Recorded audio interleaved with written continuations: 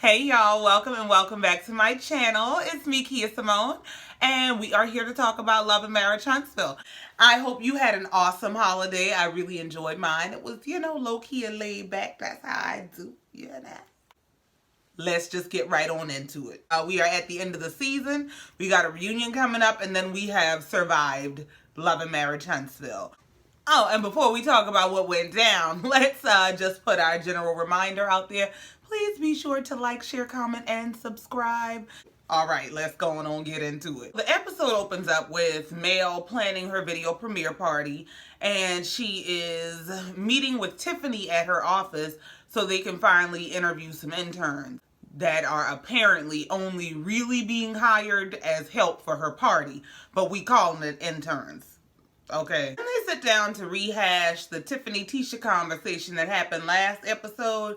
And Tiffany is telling Mel how, yeah, she just wanted dirt on me. And Mel's, oh my God, are you serious? And I'm so sorry that that's the way that went. First of all, let me tell you something. Both of them are hypocrites. Mel, I find it very funny that Mel was so empathetic and apologetic when it came to Tiffany's experience, but had no empathy, no apology when it came to Destiny's experience of Tiffany doing the very same thing to her. We move on to Mel's party being set up at her friend Stormy's estate. It's a really nice party. And Stormy has a beautiful estate. I don't know what that girl does for a living, but she has a beautiful estate. So as they're getting everything together, they're setting the party up.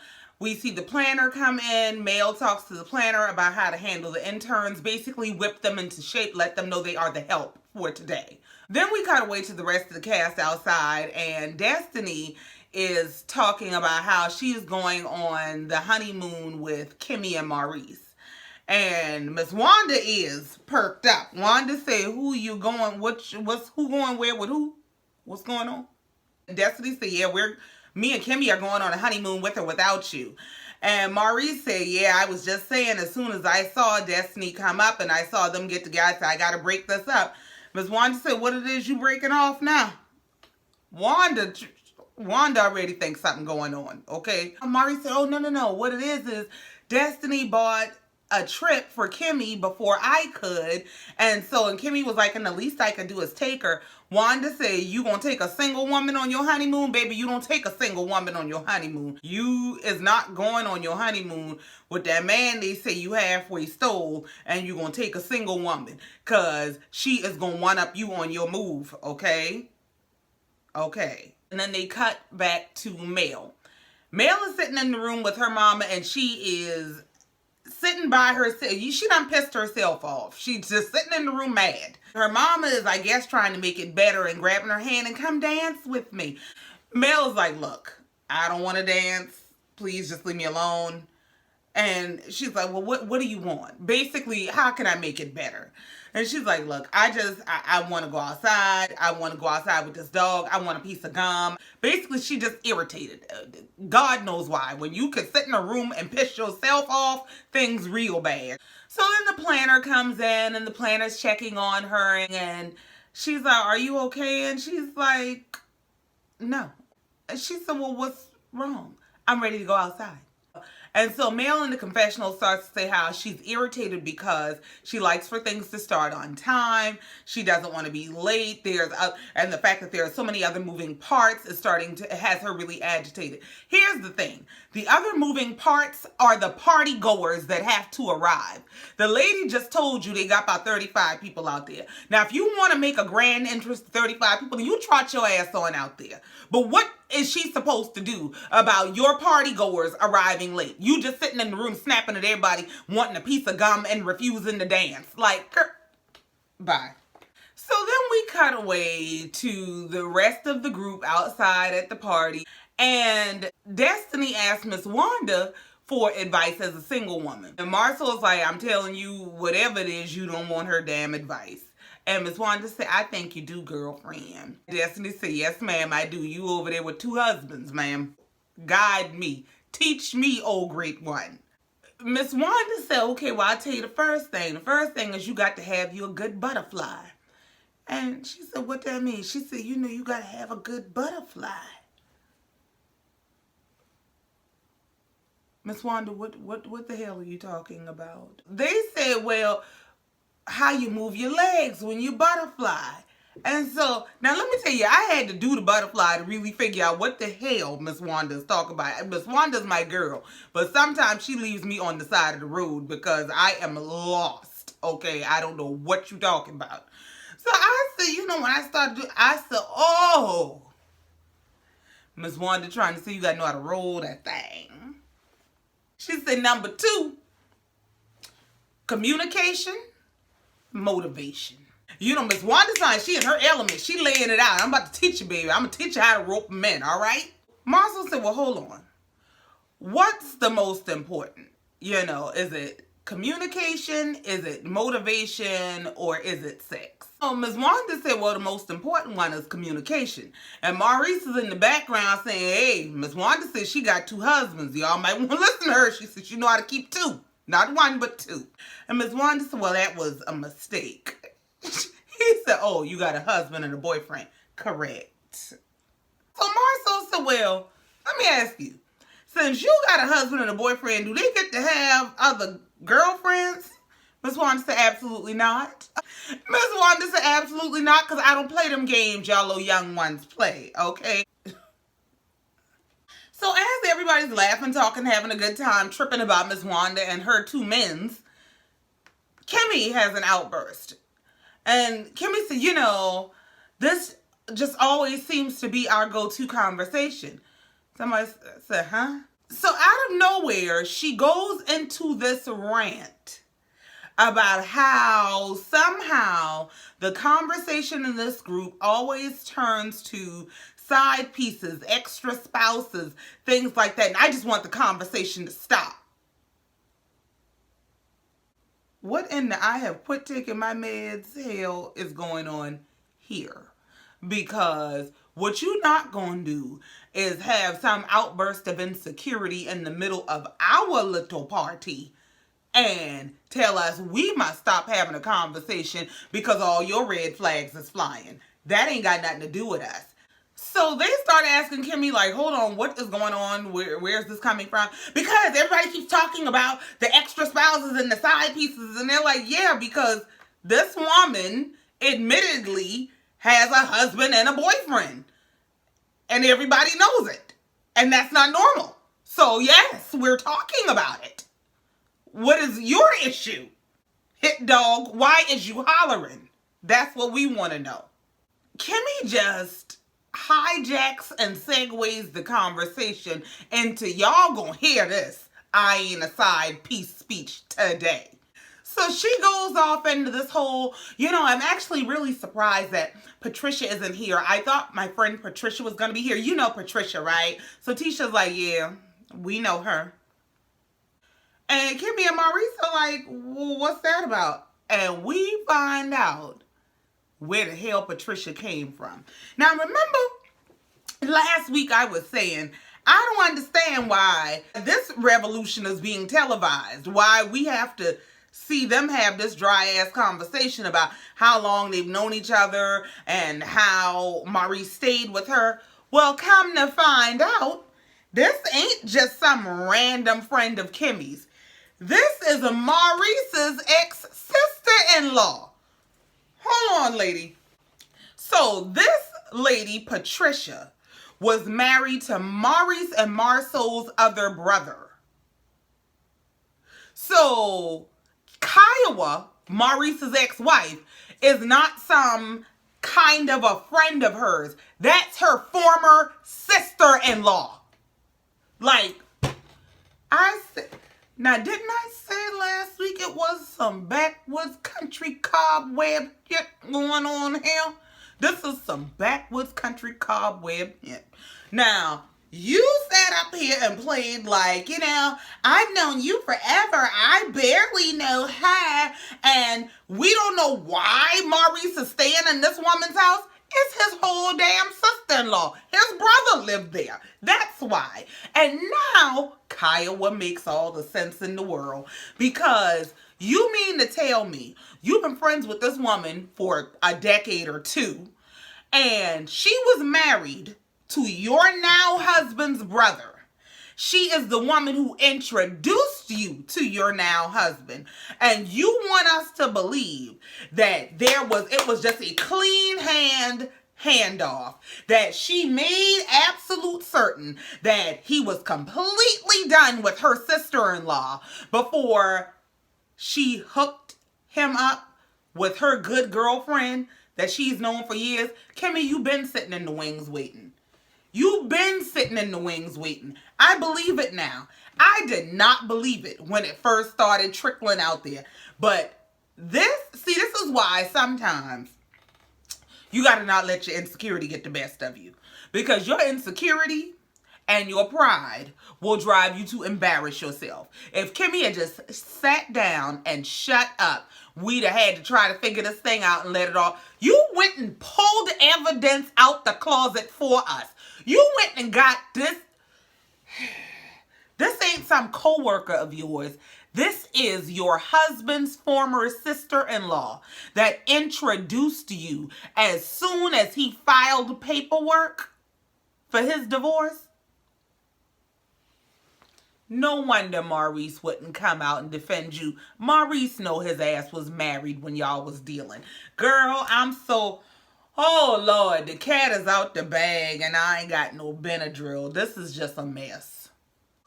So basically, she was saying that she was expecting Patricia to come because Patricia was the bombshell she was bringing to this party. That was her party favor. That's her party trick, is bringing people who can prove she wasn't a side chick.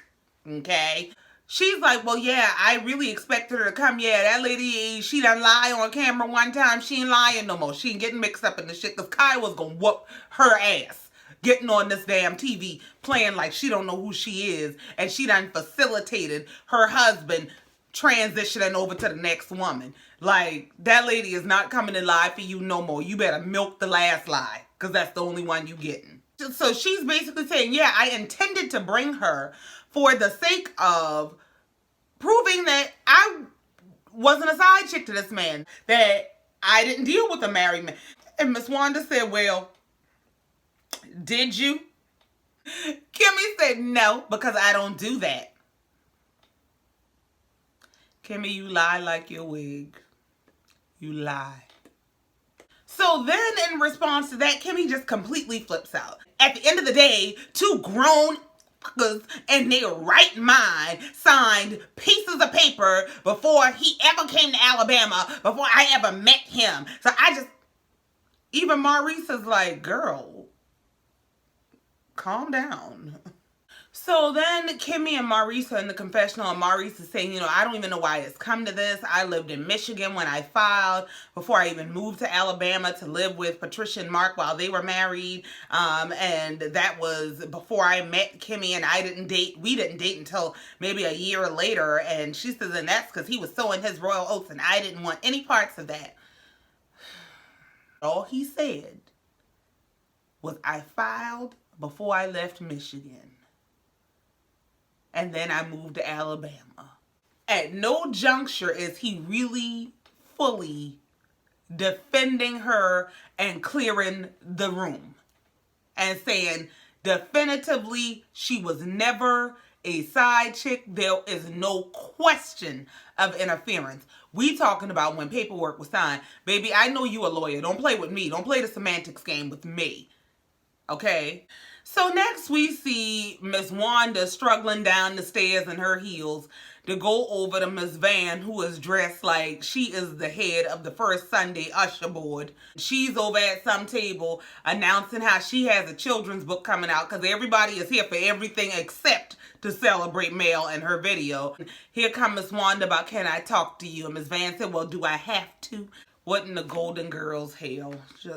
And Miss Wanda says, basically, I just want to check and see if we're in a better place. Miss Van is like, well, here's our issue.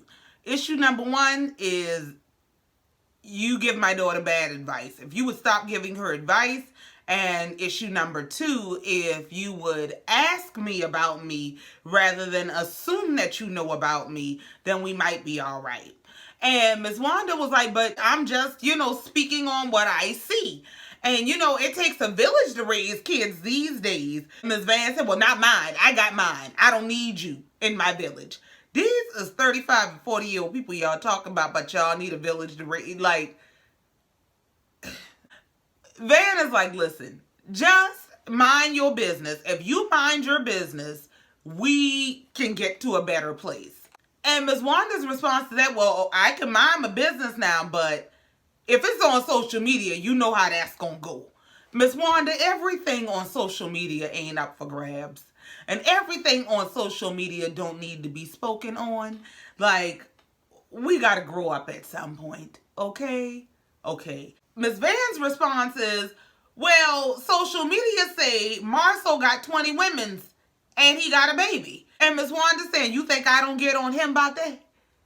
Basically, I'm an equal opportunity attacker, okay? She attacks everybody. They basically come to the conclusion at the end of this conversation that they're not going to see eye to eye. As they say, their parenting skills are totally different.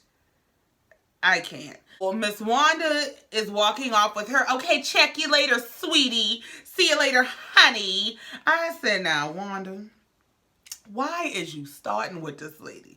And then she gets in the confessional about, yeah, Van knew to shake a bone and get the hell on because she had the right one this time. She was messing with the right one, but she wasn't messing with no one. We watched you struggle down them stairs and them heels and go pick a fight with that lady. Why wouldn't you leave that lady alone? She wasn't bothering you. Now, you go bother her and talk trash, but yeah, she better shake a bone and get the hell on. Yeah, because she was minding her business. So then we see Tisha, Tiffany, Kimmy, and Destiny all sitting around talking. And they rehash the Tiffany and Tisha conversation that happened at Destiny's event. And they're talking about the fact that Tisha asked Tiffany for all her dirt. Tiffany starts this whole explanation about how she wanted something different. And Tisha says, well, she kept saying she wanted something more. And I never said more. I definitely said different. And so she basically gives this explanation about how they were struggling financially. She felt like they were on a hamster wheel and she wanted different. She wanted someone who would challenge her to do and be more. That challenge word is a challenge to me. I just want to challenge. Find a new word. Get a thesaurus. I'm sick of it. They get through that lie, and she's basically saying how she's offended at their expectation of her to be transparent after she's been the leader of the transparency ministry. I do not understand. Kimmy uses that opportunity to say, okay, look, see how you don't want to be transparent right here? When the tables are turned and it's us, respect our right to refuse transparency, just like you're doing. So in the confessional, Tiffany goes into this whole speech about how, she is so transparent that she's authentic. And so if you want to know something about her, come from an authentic perspective, but don't ask her in the middle of this party. Don't do to you exactly what you did to them when we met you. We met you at Destiny's birthday party where you introduced yourself by spilling tea about Destiny's marriage and Kimmy's stepson. If you don't take your Karen ass up the street and get on out my face, goodbye. So then Mel finally comes out. She's dressed to the nines. She looks amazing and she's dragging some puppy who apparently didn't get told he was booked for a job today because he ain't with it. She thanks everybody. They premiere her video and everybody's watching the video. Everybody's taking it in, enjoying it, having a good time. After everybody watches the video, Mel is all excited. She runs over. She's hugging the cast and everything. And then Destiny pulls her to the side. Now, was Destiny drunk? Because that's the only logical explanation I have for how this conversation went. First of all, she said, one, she was pulling Mel aside because she finally wanted some one-on-one time without interruption. How in the hell do you intend to get one-on-one uninterrupted time at a party to celebrate her? She pulls Mel aside and she's like, yeah, I'm so proud of you. I'm so proud of you. You know that. they're talking and Destiny just comes out of nowhere. Yeah, I be mad at you sometimes. Mel was like, why? And she said, because you be dismissing me when I tell you I don't have no village. And Mel had just shortly before that, when she was introducing her video, thanked her village. And Destiny starts going into how, I tell you I don't have a village and you just dismiss me. Not only is this the wrong time and wrong place, this is the wrong person. Because what is she supposed to do? So Destiny is basically like, well, yeah, I be mad at you because I be saying I don't have no village. You be like, girl, it'll come. In the confessional, she goes into this whole breakdown of how, I'm used to moving and shaking. And, I get that when you become a mother, that changes and you have to find your balance. And that's just the place that I'm in. And, basically, I don't have the village that Mel had. This why I be telling y'all, them fake friendships ain't worth it. I would rather have a known enemy than a fake friend, because you sit up under me all the time, pretending that you my friend, pretending you want to fight all my battles, and the whole time all you doing is sizing me up. The whole time all you doing is comparing your life to mine. The whole time, like, I ain't got time. I ain't got time. I ain't got time. So she's like, basically, Mel had Martell, she had her mom, she had his mom, but, the reality for me is that that's just not my reality. Like, but you knew that when you went to have a baby with this man. So Mel tries to explain to her, listen, my village for the most part is not a group of people I've known on a long-term basis. This is, for the most part, a village that I have pieced together in the wake of my life falling apart. So it's not the village that you think it is. It's not something that is, and I think she was telling her this to tell her it's not something that's impossible either. Like, I know how hard it is. I know, how impossible it looks, but I had a village. My village fell apart. They burned the village down and I had to rebuild. And this is where the village you see came from. Destiny just takes offense. Like, what it boils down to is Destiny is jealous.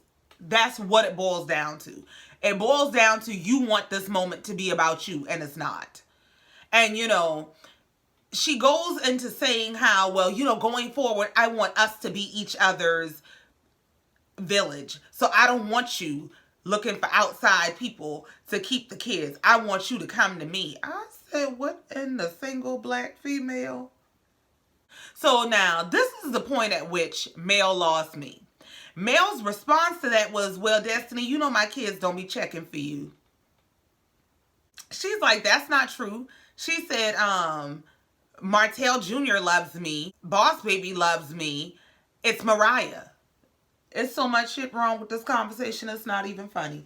First of all, there's absolutely nothing wrong with having an open line of communication with your children. You should.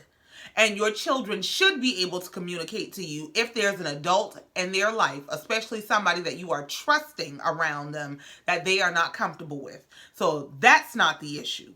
The issue is, though, you cannot take that your child shares with you in confidence and use it as a weapon to throw in this person's face, because it wasn't like you were confronting an issue of abuse or neglect or anything of that nature. You just wanted to hurt her feelings. You don't use kids to do that. And then now you've put them in a position where they're in the middle of an adult beef. And here's this grown-ass woman standing here about, this kid loves me and this kid loves me, so it's that kid. Like, you got beef with a kid. I can't with either one of them. Like, grow up. Mel says, well, no, actually, when you came to our photo shoot, all of them said, oh, God, here comes boring Destiny. And Destiny was like, and see, you should never let your kids talk about an adult that way. And Mel's response is, well, I don't need you to tell me how to parent my kids. Let me tell you something. While I totally disagree with everything about Destiny's approach, what Destiny is saying, I disagree with everything about her in this moment. I do agree with that. It's one thing to say, you know, mommy, we don't like her, or we don't like her because she's boring. But for an adult to walk into a room and your kids to feel comfortable enough to go, oh God, here comes boring so-and-so. No. You are breeding disrespect. I'm going to tell you that right now. And the thing about breeding disrespect is once it gets big enough, you don't hold the reins anymore. So that very disrespect you are breeding will turn on you. Be very, very careful. However, I do think that maybe Mel said it in the moment because she was pissed off about the fact that she was being confronted at her own celebration about how you feel about your life. What the hell am I supposed to do about that? Other than hug you and tell you it's going to be all right. So Mel tries to shut the conversation down by saying, listen, at this point, if there's anything you need, you let me know. If I can be there for you, I will. And Destiny responds with, right, so going forward, we will be each other's village. And Mel is like, well, I'm available to participate in your village if you need me to. But my village is full. There is no room at the inn in my village. That is what Destiny is taking offense to. So Destiny is like, well, see, you keep saying basically you don't need me and you don't need... And she's like, well, the truth is I don't. And you are saying that your issue is you don't have a village. And what I'm telling you is that I will stand in the gap to the best of my ability. But I'm not the one saying that I'm lacking a village. So I'm not asking for that from you. Destiny is really, really offended by that. For some reason, she wants to be needed by Mel. You need to go find Dr. Francis because he helping people lately and you need some help.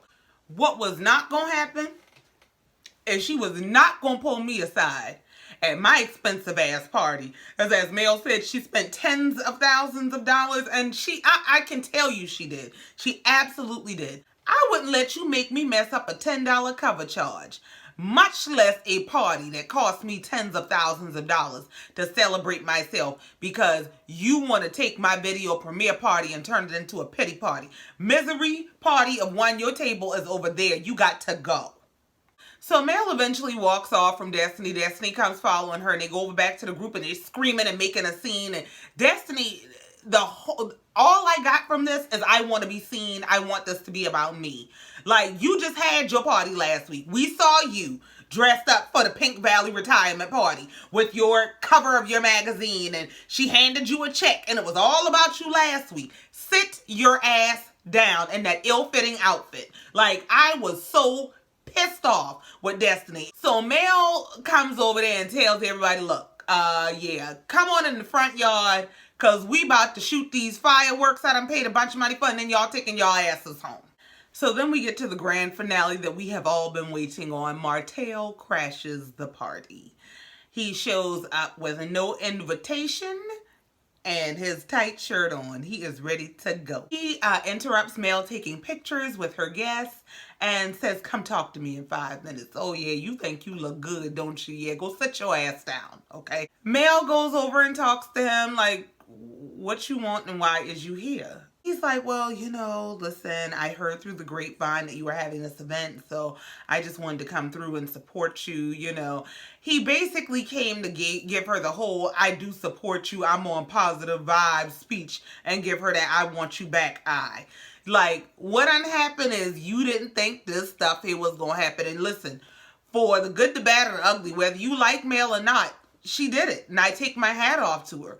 I don't necessarily like her. I don't necessarily like the song, but she did it. And let me tell you something. Don't nothing bring a man back round like she did it. Okay?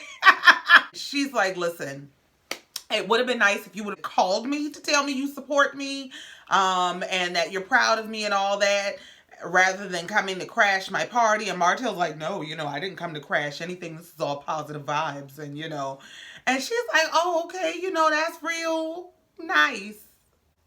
Okay.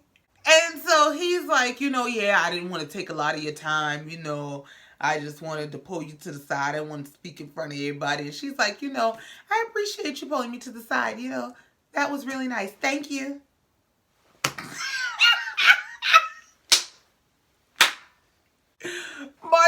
was so mad.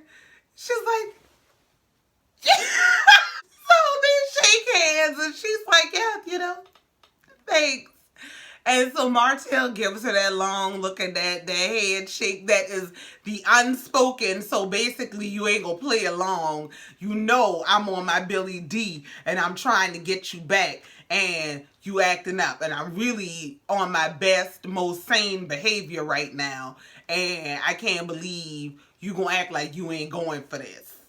Like, Martell, you could have left your suit in the cleaners, okay? Cause it ain't working today. And of course he had to slide in there. I was there from the beginning and I was there putting in the work in to get you to this point. So, Martell, please go home.